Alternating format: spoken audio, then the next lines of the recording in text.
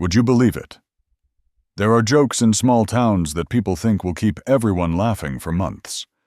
But in truth, they plant a bitterness deep enough to haunt a man for the rest of his life. Some folks call it fun. Some say it's just frontier mischief. But when a man living quietly on his own land suddenly becomes the target of a spectacle meant to shame him, what he feels isn't laughter, it's emptiness, and a humiliation sharp enough to cut him in two.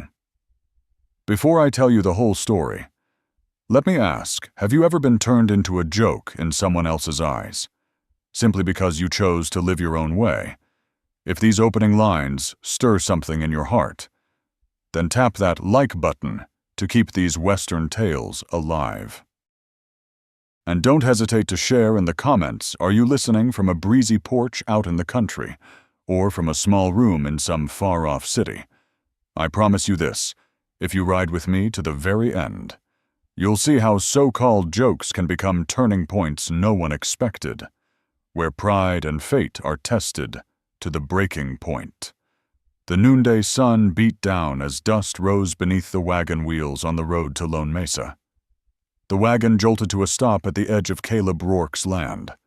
On the porch of his weathered ranch house, Caleb stood with his arms folded, his hat brim pulled low to shade the weariness in his eyes. He was used to the wind sweeping over the empty grasslands, used to the silence that stretched on without a single human voice. His life, for years now, had been one of harsh withdrawal, just cattle, fences, and long nights spent drinking alone by the dim glow of a lantern. But today, instead of quiet, there was the mocking laughter of three men on horseback, escorting their gift right to his doorstep. That gift was a young woman, Nayeli Grayhawk, an Apache girl with long black hair and unreadable eyes. She stepped down from the wagon with nothing more than a worn leather pouch. For a moment, the sight of her cut straight into Caleb's loneliness, a woman delivered to him like the punchline of a cruel joke. The three men, Ephraim Cutter, Silas Crow, and Harvey Dunn, had plotted this well. They knew Caleb Rourke was a man apart from the community, always turning down talk of marriage and refusing the chatter at the saloon. What better way to make him squirm than to saddle him with an Apache bride no one in town respected in their minds? The picture of Caleb fumbling, rejecting, and turning into the laughingstock of Lone Mesa was perfect entertainment. Caleb's hand tightened on the strap of the gun belt at his hip, his gaze cold as he watched the men ride off, their laughter carrying on the hot wind like ashes thrown on his pride. He knew exactly what they meant to make him the butt of the town's gossip. They thought there was no way he'd accept an Apache woman as a wife, that he'd stumble, and they'd all have their fun at his expense. A heaviness pressed against his chest. He was no stranger to the shame of solitude, but never before had he been forced into such a staged spectacle. The thought flickered through his mind. If I send her away, they'll laugh. If I let her stay, they'll laugh even harder. Either way, he was trapped, and that bitter realization cut deeper than anything else. Nayeli, however, was different. She set her old leather pouch gently on the porch step, her eyes sweeping over the ranch as if measuring every corner, every span of land. She didn't beg. She didn't cry. That silence unsettled Caleb. This wasn't the script he expected for the victim of a town's prank. Something in her steady gaze wasn't trembling at all, if anything. It made him feel like he was the one cornered. The wind kicked up, swirling dust, pressing the moment into an even tighter vice. Caleb stood frozen, listening to the heavy thud of his own heart. The loneliness he had worn like armor was suddenly exposed before a stranger. And worse, the whole town had turned that loneliness into a comedy routine. His lips pressed thin. He forced out a hoarse question. You do know all this is just their game, don't you? Nayeli lifted her face and met his eyes. Dark and deep. I know, she said simply, her voice calm enough to shake him. Caleb almost didn't believe his ears. The bitterness rose in him. But mingled with it was something else, a spark of mystery about this woman.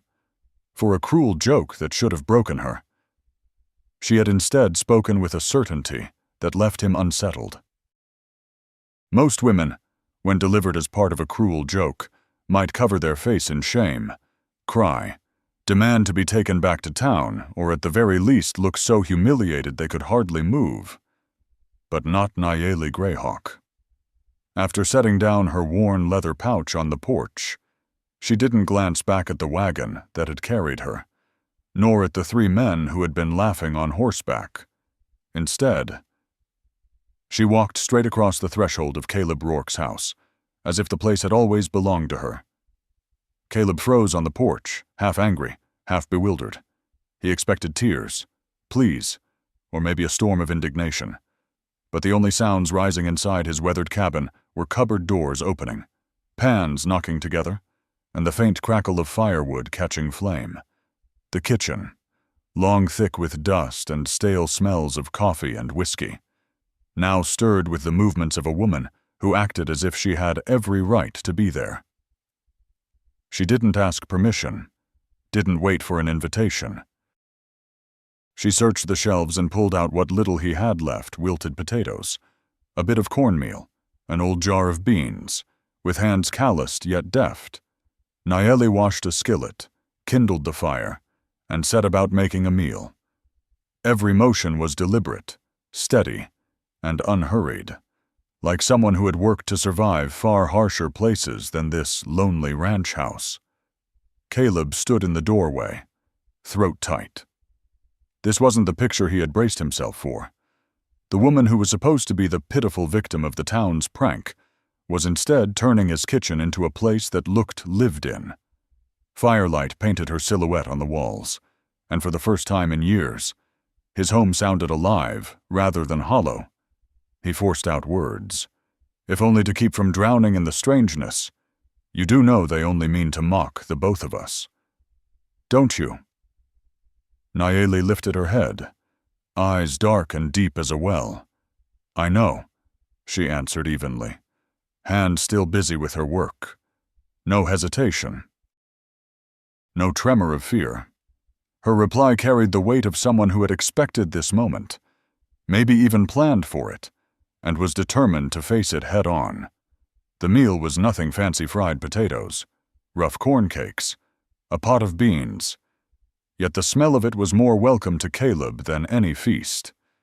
He realized he had forgotten what it was like to have someone cook in that kitchen.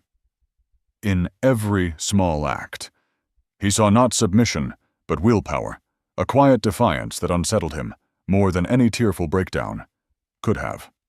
When she set the skillet down on the table, Caleb suddenly felt like a guest in his own house. The chair he had occupied for years seemed unfamiliar, as if it no longer belonged to him. The bitterness from the town's joke still burned. But through the haze of smoke and food, he had to admit this woman didn't see herself as a victim. She was reshaping the board entirely, and he had no idea what her next move would be. He pressed his voice low. Almost like a challenge. "They figured you'd run off in shame." Why do the opposite Nayeli laid down the spoon and looked straight at him? "Because I don't run," she said, calm as breath. "Running means they win." Those words simple, steady, hit Caleb harder than he cared to admit. For years, he had lived by retreat, avoiding town, avoiding gossip, avoiding the emptiness inside himself. Yet here was a woman, branded as a pawn in a prank, refusing to turn her back. Outside, the wind rattled the fence posts, carrying the dry scent of dust. Inside, the fire's glow lit her face with steady resolve. It was as if 2 worlds clashed in that moment, his barren solitude against her quiet determination. Caleb felt himself at a crossroads. If he pushed her away, the town's joke would be complete, played out just as they intended. But if he let her stay, then the prank was already broken. The Apache woman would no longer be seen as the butt of the jest, but as someone rewriting the story, with Caleb Rourke caught squarely in it. In the dim light, He realized the unbelievable maybe she was the one holding control of the moment.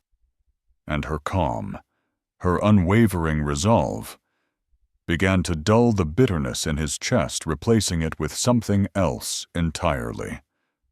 Curiosity. The next afternoon, when the sun still burned hard on the far hills, dust rose once again at the edge of Caleb Rourke's ranch. This time there was no laughter rolling across the prairie, only the heavy, deliberate rhythm of horses' hooves. Caleb was repairing the south fence when he heard it, and he knew instantly who was coming. Ephraim Cutter rode in front, broad-shouldered, his shirt smeared with soot from the forge. Behind him came Silas Crow, his face as cold as a man who measured every advantage.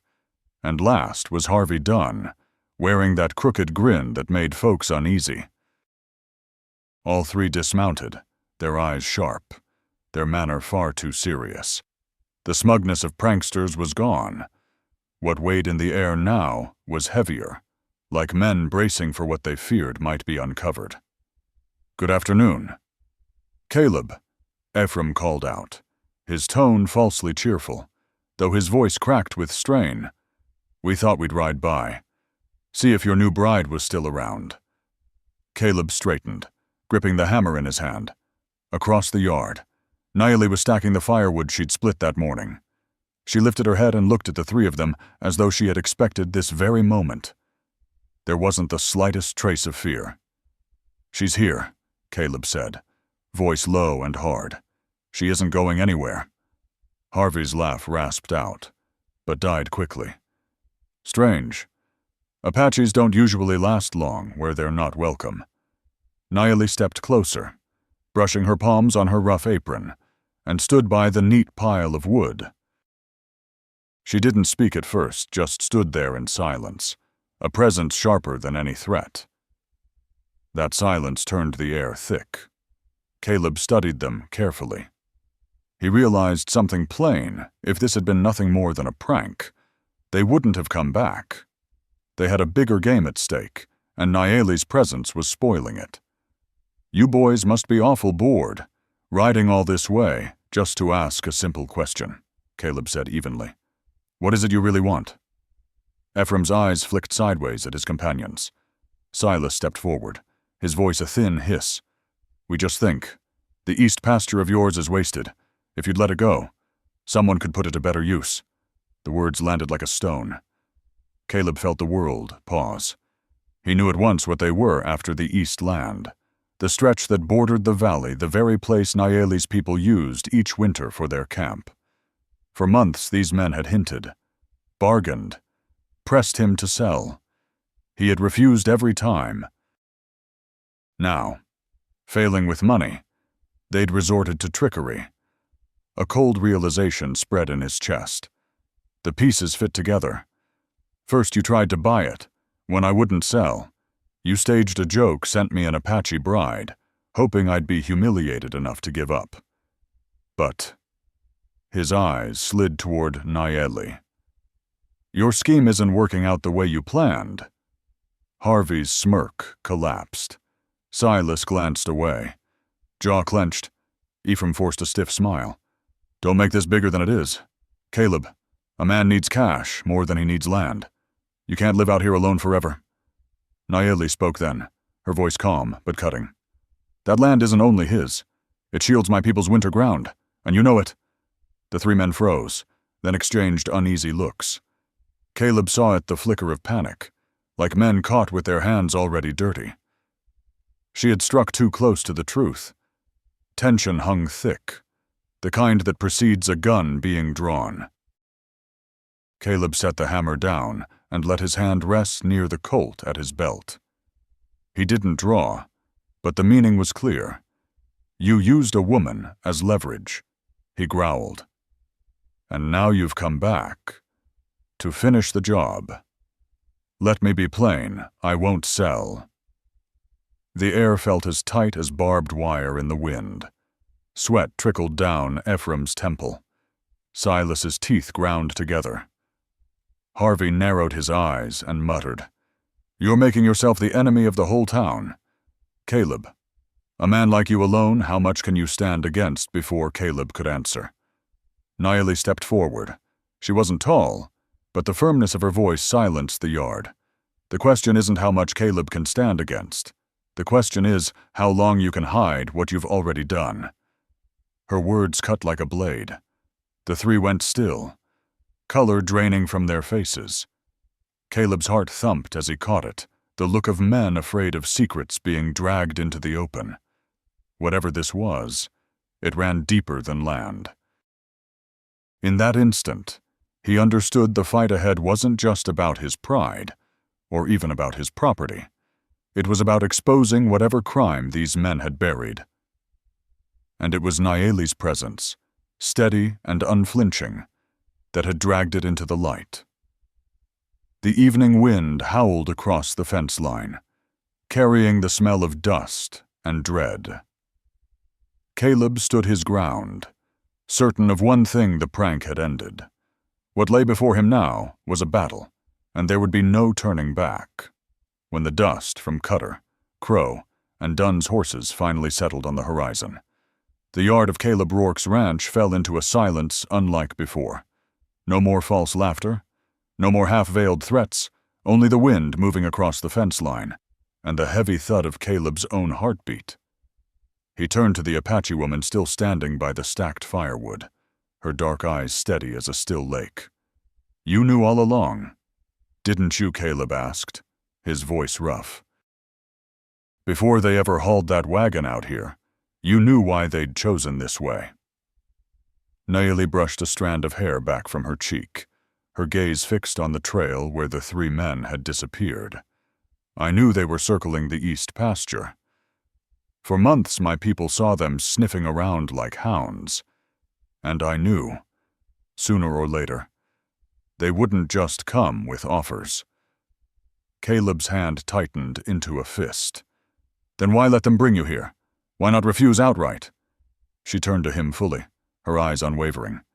"Because if I refused, they would have found another way, maybe crueler, by coming. I had a chance to see the game for what it was, and I trusted you wouldn't sell your land so easily." For a moment, Caleb couldn't speak. He long branded the loner, the crank. The man who spurned the town was being trusted by a woman the same town had mocked. That trust lit something in his chest, like fire sparking in a winter hearth long gone cold. He lowered himself onto the old porch chair, staring out at the endless grasslands. "Nayeli, I've spent years here, keeping everyone out. But I see now one man can't fend off a pack of wolves alone. Maybe. I need you." A faint curve touched her lips. Not mockery, but determination. "Just as my people need you. That winter ground is more than grass. It keeps our elders and children alive through the hard winds. If they take it, my people will have nowhere to return." Caleb nodded slowly, his hand tapping once against his knee as if to seal it. "Then we stand together. This ranch, that land, and the lives tied to both will protect them. I give you my word. In that instant, without flowers or vows, a bond was forged, not a romantic daydream, but an alliance hammered out in the heat of danger. A man the town called a hermit, and a woman sent as a joke, now shoulder to shoulder, finding in each other the reason to resist. That night, the cabin's fire burned brighter than usual. Caleb was used to meals eaten in silence, but now there was the clink of spoons, the pop of burning wood, and the steady presence of Nayeli across the table. Firelight traced her face, showing not only the fatigue of a long day's work, but also the unshakable resolve within her. "Do you think they'll give up?" she asked quietly. Caleb shook his head. "No. Men like Cutter, Crow, and Dunn, when they smell profit, they don't quit. They'll come back, maybe stronger, maybe more reckless." Nayeli nodded, unshaken. "That's why I must stay. If I leave, you'll be an easy target. If I stay, at least you'll have eyes trained to catch their every move." Caleb studied her for a long moment. In the fire's glow, her eyes held no fear, only the steady light of someone utterly committed. For the first time in years, the weight of his solitude eased. He was no longer one lone man against the land and its shadows. Another hand was here ready to grip the plow, or the gun, alongside his. Outside, night spread its dark blanket and the wolves howled across the hills. But inside that small cabin, two people had sealed an unspoken pact, and their silence together was the clearest proof of all from that moment forward. Caleb Rourke and Nayeli Grayhawk were allies, not only to defend land, but to safeguard honor and the survival of both their worlds. The next morning, just as the sun crested the ridgeline, the pounding of hooves echoed from the west. Caleb Rourke set his coffee cup down, his eyes narrowing. Nayeli, tying a bundle of wood at the porch, lifted her head, her ears, trained by years on the prairie, picked up the rhythm immediately. This wasn't Cutter, Crow, and Dunn returning, this was different. More riders. A steadier gait. Men on official business. When the haze of dust broke apart, Caleb saw the long coats, the glint of revolvers at their belts. At the front rode a tall, broad-shouldered man with a hard face and watchful eyes, Marshal Hale. Caleb had heard of him. He only rode out this far when crimes reached beyond the town's small authority, when the hand of the federal law had to come down. Morning. Rourke, Hale called, his voice gravelly but carrying. He tipped his hat. We're here on account of cattle theft. Over 200 he'd gone these past 6 months. Trails lead this way, straight toward your east pasture. Caleb's grip tightened at his belt, forcing his breath steady. The east pasture again. But before he could answer, Nayeli stepped forward, her voice calm and unwavering. My people saw it, she said. At night, small groups of cattle, driven across our winter grounds. They took the old trail, the one between his ranch and our camp, changed brands, then pushed them farther out. Marshal Hale's sharp eyes fixed on her. And did you recognize who Nayeli drew a slow breath? Then nodded. Ephraim Cutter, Silas Crow, Harvey Dunn. More than once, I saw them in the saddle, driving the herds. They thought darkness would hide them, but we Apaches always watch the land. A heavy silence fell over the yard. Caleb could hear the pounding of his own heart. This wasn't a hint or suspicion. This was a direct accusation. Hale nodded slowly, as though her words matched what he already suspected. We've tracked the signs for weeks, but lacked an eyewitness. What you've given me ties it together. Caleb stepped up, his voice steady. If she testifies, I'll stand with her. I've seen the fence marks, the ground disturbed. They weren't just after cattle, they were after land. Hale studied the two of them, the look of a seasoned lawman who'd read many men in his day. Finally, he gave a slow nod. You understand what this means. Those three have roots in this town. Friends. Money. Influence. If you come forward, you'll make enemies of more than just them. Caleb turned to Nayeli. For a heartbeat, no words were needed. Her eyes told him everything she had already counted that cost. And she wasn't stepping back. We understand, Caleb said firmly. But the truth is still the truth. Just then, more dust rose on the road. 3 riders approached Cutter, Crow, and Dunn themselves. They came swaggering, until their eyes landed on the marshal's badge glinting in the sun. Their faces changed in an instant. Marshal Hale, Ephraim greeted, trying to keep his voice steady. Didn't expect to see you all the way out here. Big cases require a big ride. Hale replied coolly. We're investigating stolen cattle. Witnesses place you men right in the middle of it. The air snapped tight like a stretched rope. Silas narrowed his eyes at Nayeli. Harvey forced a laugh. Brittle and sour. You mean to tell us you're believing some Apache over 3 respectable businessmen before Caleb could step in? Hale's voice cut through like steel. That Apache has given me better intelligence than most men I've paid. And with the evidence we already hold, it's enough to put irons on the three of you." Cutter's hand twitched toward his gun, but Hale lifted his own hand, and 6 deputies drew in unison, revolvers leveled. The standoff pressed down on them all like gunpowder waiting for a spark. Caleb stepped closer, his hand resting on Nayeli's shoulder as if to say he was right there with her. In that moment, every doubt in him burned away. The so-called prank the town had cooked up was nothing but cover for something darker: theft, fraud, and a grab for power. And now, justice had arrived. On that bright morning, in the dirt yard of the ranch, Caleb Rourke and Nayeli Grayhawk stepped out from under the shadow of ridicule. They stood as witnesses, as allies of the law.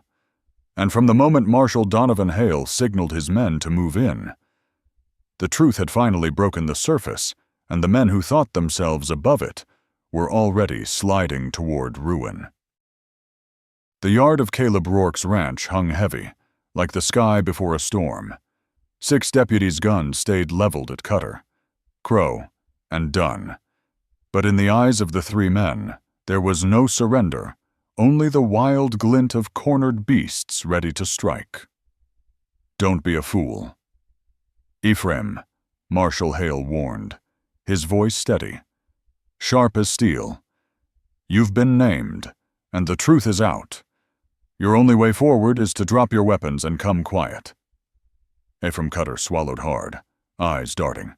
Silas Crow pressed his lips thin, sweat tracing his temple. Harvey Dunn sneered, his crooked smile daring the law. Caleb could feel it, the hitch of breath, the twitch of muscle, the spark before fire. Then steel flashed. Ephraim ripped his revolver free. The gunshot cracked the morning wide open, splintering a fence post inches from Caleb's head. The stillness shattered. Down Caleb roared, dragging Nayeli behind the water trough, pressing her flat against the dirt. Bullets cut the air, raising clouds of dust. The deputies fired back, their pistols thundering like summer thunderclaps. Horses screamed and reared, chaos tearing across the yard. Caleb drew his Colt, rolling to shield Nayeli, eyes sweeping for targets. Silas crouched behind a stack of crates, his muzzle flashing. Harvey scrambled toward the horse shed, climbing for higher ground. Ephraim, like a maddened bull, fired wild, heedless of anything but rage. Caleb's heart hammered, but his hand stayed steady. He squeezed off a shot, close enough to drive Silas back behind cover. A deputy cried out. Falling silent, someone had been hit. Caleb's blood surged hot, but he forced his focus tight. Caleb Nayeli's voice cut through the smoke. "The shed Harvey's got you lined up." He rolled hard just as a bullet hissed past his cheek, close enough to burn. The acrid stench of powder stung his lungs, the world spinning in smoke and roar. Yet beside him, Nayeli was calm, her voice guiding him through the chaos, pointing, steadying. There by the fence, Ephraim Caleb snapped his aim and fired. Ephraim cried out, spinning as the bullet tore into his shoulder, sending him crashing to the dirt. In less than half a minute, the yard had become a battlefield. Smoke thickened, sunlight cutting through in sharp, blinding beams. Time stretched, every second felt like an hour. Caleb crouched against the trough, Nayeli's breath warm against his shoulder, reminding him whose life hung on his protection and whose trust gave him strength. Another deafening blast rocked the shed. Harvey toppled, clutching his belly, his shirt blooming red. Silas's pistol barked stubbornly until 2 deputies flanked him. Forcing his weapon to the ground, he snarled, but raised his hands. The haze cleared. Ephraim writhed in the dirt, bleeding heavy. Harvey lay gasping near the shed. Silas stood bound, fury in his eyes. The air stank of blood and smoke. Marshal Hale strode forward, voice clipped and final. "It's done! Caleb, Miss Grayhawk, you're safe now. Still." Caleb held his body in front of Nayeli, eyes locked on the 3 men until the deputies kicked their guns away. Only then did he let out the breath burning in his chest. Nayeli lifted her face from behind him. Her eyes, instead of terror, held relief and a fierce pride. She had stared down death without flinching, and Caleb knew it was her steady courage that had kept him anchored in the storm. The gunfight had lasted less than a minute, but it left its mark like a battle fought over years, and in that dirt yard, shrouded in smoke and blood, one truth rang clear in Caleb Rourke's heart: he was no longer alone. Nayeli Grayhawk had stood with him at the edge of death, and no cruel joke from the town could ever undo a bond forged in gunfire. The smoke cleared, leaving the ranch yard heavy with the stench of powder and the frantic breath of horses. Morning light cut through the haze, laying bare the wreckage of men who had thought themselves untouchable. Ephraim Cutter writhed in the dirt, blood soaking his shoulder. Harvey Dunn gasped on the ground near the shed, his shirt dark with a mortal wound. Only Silas Crow remained upright, shackled, his head bowed, eyes burning with helpless fury. Marshal Hale stepped across the scattered brass, his voice firm. "One man won't trouble anyone again. 2 will face the law. Justice is served." He signaled his deputies to bind them tighter, while others tended to the wounded lawman. Caleb roared. Birker lowered himself against the water trough, Colt still hot in his hand. His chest heaved, but his gaze softened when he saw Nayeli standing calm, untouched by fear. She came to him and laid a hand on his arm, the touch saying more than words. "We survived." For the first time in years, Caleb felt the weight on his shoulders lift. He had lived as an outcast, mocked by the town. But now, with the outlaws defeated, his honor had been reclaimed not by loud words, but by blood, witness, and truth. The deputies readied the prisoners for the long ride back to town. Before leaving, Marshal Hale turned, eyes steady on Caleb and Nayeli. "You did the right thing, knowing the danger. This town will hear the truth soon enough. And when it does, they'll see you differently." He tipped his hat, a gesture of respect, then rode off. Silence returned to the ranch yard, broken only by the wind through the fence rails. Caleb and Nayeli looked at one another. No words were needed. Their bond wasn't just about defending land. It was about having stood together through the fire. Days later, word spread through Lone Mesa. Folks whispered in the saloon, in the general store, on the dusty street cutter. Crow, Dunn once so bold, were now shackled men.